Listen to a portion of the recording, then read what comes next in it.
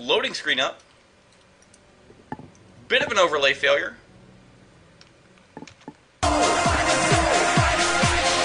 For the masses jumping up on the set. Check one, check two, one, my check. For the masses, check.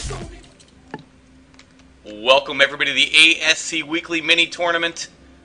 I'm Tumba. Co-casting with me this evening will be Varapsack. We've got a great matchup for you. Complexity's Cruncher is currently up one game, spawning as the orange Protoss versus 6x Vibe, the green Zerg. As Varap said, Cruncher taking the first game. What do you think? Can Vibe beat his way back to win this, or what? Well, I think we're at least going to have a little bit longer sort of game, unless Cruncher manages to pull off a crazy early victory with cannons, as is definitely feasible. But this pylon placement indicates he probably wants to expand fairly early. I think we're going to see a forge after this. He is going to scout his opponent's spawning position first, so he's going to be able to use that information, knowing exactly where Vibe is and what's going on over in Vibe's house, to determine when he wants to put down that forge, how safe he feels going for a Nexus early on. So we could definitely see a little bit more of a macro game come out this time, as long as Vibe plays a little bit careful at the beginning, not going for trying to be too crazy greedy, because Cruncher really loves to abuse things like cannons and like timings like the last one we just saw. He's really, really good at that. Yeah, for sure. And very popular map for a 16 Nexus. See Nexus first, followed by Forge, Gateway, Cannon. It looks like that might be what we are going to see out of Cruncher right now. He's building his 16th probe right now, saving minerals, not building a forge just yet. He could afford it, so I think we're going to see that Nexus get tossed down first. Vibe going for a little bit safe, the more standard nowadays. Pool gas before Nexus, even on these big maps, because cannons are so good at abusing things like that. And because forge expands with cannons are so common out of Protoss players nowadays, Cruncher going to go ahead and toss down that Nexus first, and we are going to see the forge throw down immediately afterwards, starting off that wall. If you look at the position there, that's so he can make that wall off as small as possible in terms of buildings. It's a little bit in front of his pylon. The pylon's a little bit protected. It's out of the range of roaches from the other side of the wall off.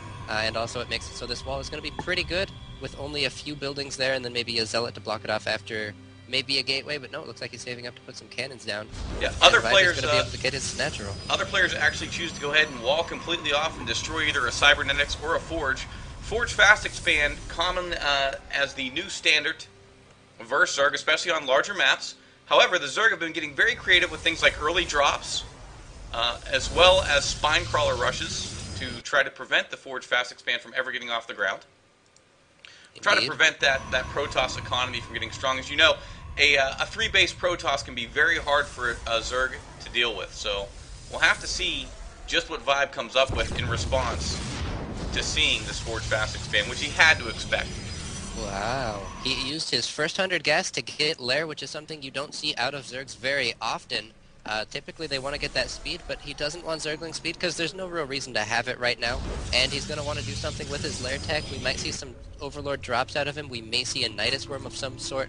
But it looks like he does want to abuse the fact that Cruncher doesn't have any units for a little while. He only has this one gateway for a significant amount of time. So if you can get into the main, it's relatively undefended. Mm-hmm. Yeah, and as we said, right now he has Slover Lords. So he would be going, if he goes for any drop tech, maybe going up and upgrading to Speed Lords.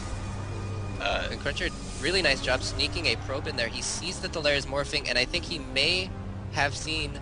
Did he see it? Yes, he saw the second extractor being morphed over there, so he knows something like that is going to happen. He's going to be able to try to make sure he has vision all over the place and not allow anything like that to happen. Yep, dropping a pylon actually behind his mineral line will allow him to go up and set cannons there.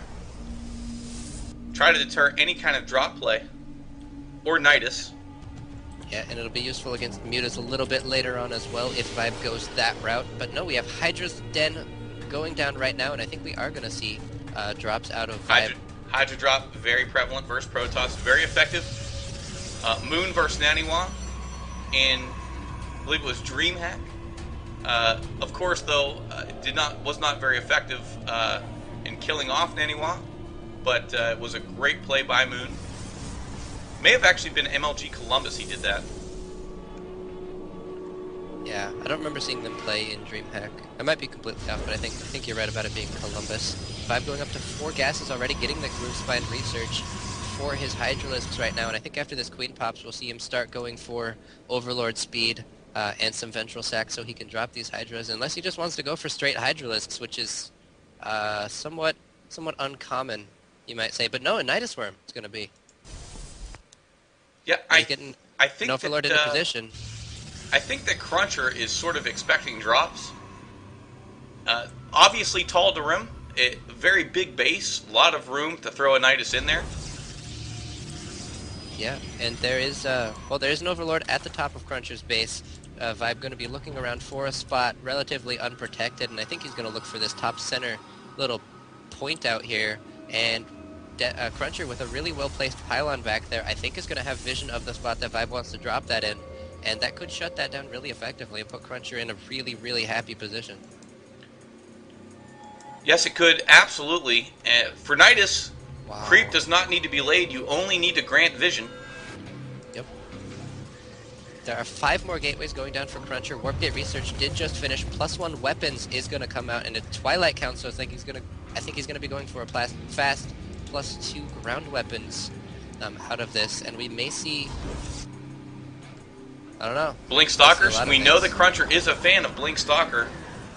Indeed, and it's really good against Pure Hydralist as well. And he popped the Nidus outside the front gate. Oh, okay. Just a little bit faster transportation. He's going to be able to break down the forge. Is he going to get it before +1 finishes? And I think he did.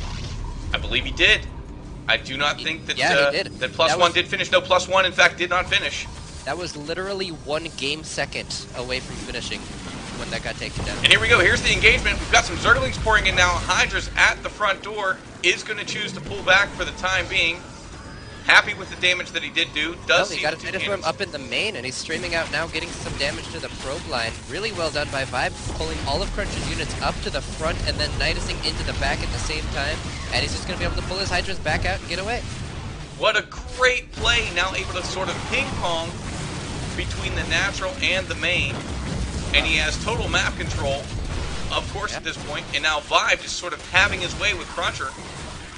There's a lot of Zerglings in there, so the Hydralisks did not actually have to run all the way back through the Nidus Worm. And Cruncher's going to kill the Nidus Worm, so these units for Vibe are stuck here. But he tosses down another Nidus Worm immediately. Very nice play by Vibe. A lot of players would just abandon these units, say, alright, well, they're just going to do what damage they can. Vibe wants to make sure he can either reinforce or retreat, depending on how this battle goes. He does kill all of the probes, getting a lot of the Stalkers now. And what's he going to do? Is he going to reinforce? Yes, he looks like he is going to reinforce. Cruncher having a very hard time with this. Vibe going ahead and taking advantage of the fact that so many Protoss do not put a cannon in their main. Well, there was one in the mineral line. He took it out almost immediately, though. Absolutely was able to go ahead and get rid of that, take it out, and sort of Cruncher, I don't think, was expecting a double Nidus. Yeah, that's a really kind of a novel thing that you don't see a lot, and the Nexus goes down, so Vibe, anytime he wants to leave right now, basically has done as much damage as he needed to. Cruncher focuses down the Nidus Worm, but that's going to let those Hydras do a ton more damage. Are they going to be able to just take out the rest of the... No. Blink kicking in for Cruncher, able to micro back a little bit. Really nice micro by Cruncher. And Vibe just barely going to overwhelm that. 3 Hydralisks are left alive, and they are going to be able to take out those Hydras. And there's the GG. So obviously feels like the series is now tied at 1-1. For those of you joining us, actually, yeah, it was very well played. For those of you just joining us, the overlay actually was not working for that particular one.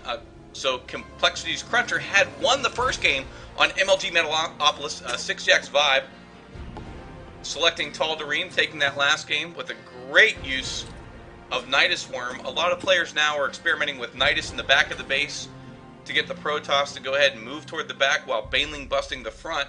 Vibe coming out with just a double Nidus there, sort of abusing the fact that Cruncher couldn't cover both his natural and his main, despite his best effort to do so.